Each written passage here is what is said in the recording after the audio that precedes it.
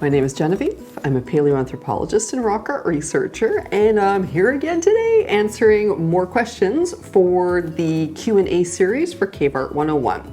And for today's episode, I have a prop.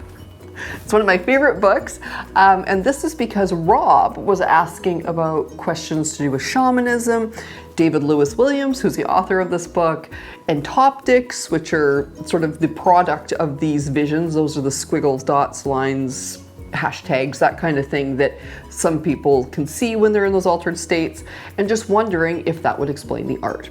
So let me see if I can explain an entire religious practice in under 5 minutes. I think I can do it, so time me. Okay, so first of all, David Lewis Williams, he's a rock art researcher, works in South Africa.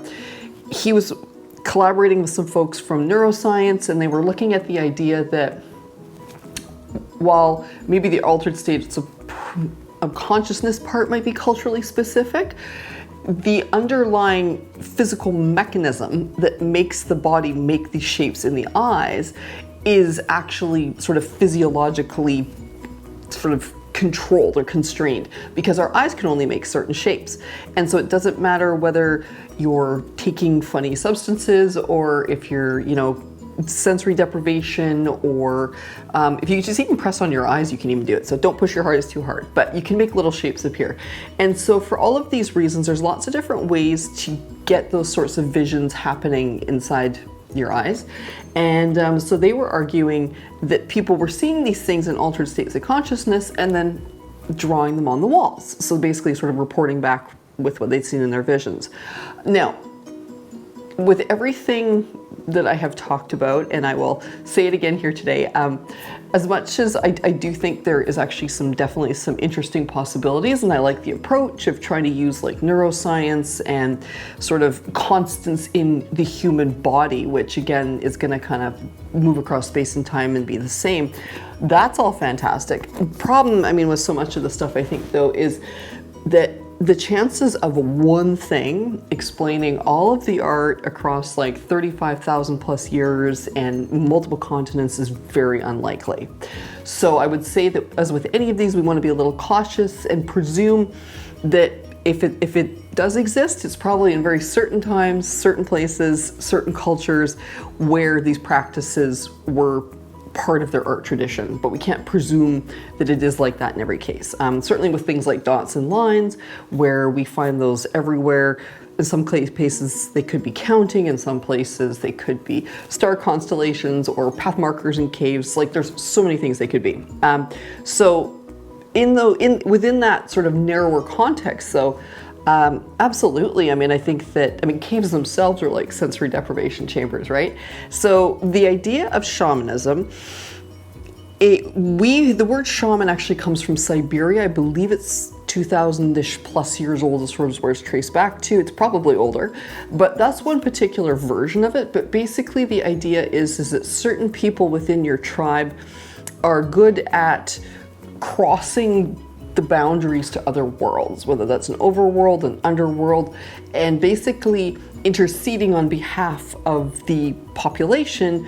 If there's like a medical issue or a spiritual problem, they're the ones who will go and act as the bridge basically to the other world. And these folks would often bring back messages or visions with them. And so that's kind of, I would say, shamanism in a more general sense, and we find practices similar to that around the world. Caves are often implicated because caves can be seen as these kind of in-between spaces where maybe the walls of the cave are almost thought to be a little bit flexible or fluid, or a way to sort of touch the other side. And it's certainly been argued that some of the hand signs in caves could reflect them touching these sort of narrow, thin layers between the worlds in these places that are kind of the bridge. So that would be sort of the scenario and why they've made this argument. Like I said, it's quite a reasonable argument on a lot of levels. Early religious spiritual practices is probably quite an interesting thing for them to be including in the art, and it definitely would fall into that kind of like what's important enough to depict on a wall category. It also comes back to some really fascinating ideas about when did religion start? When did spiritual practices start, right? Like, because at this point, we don't actually know quite where it did begin. And it's probably wrapped up in some ways, if you want my guess, with things like complex burials and stuff like that, because that's also kind of thinking about worlds beyond what we can see in front of us. But certainly the idea that some of the signs in some places could represent spiritual visions, practices, is I think quite a logical one. It's so hard to figure out though, right? Because we don't have the cultural context to go with it, but definitely would not rule it out.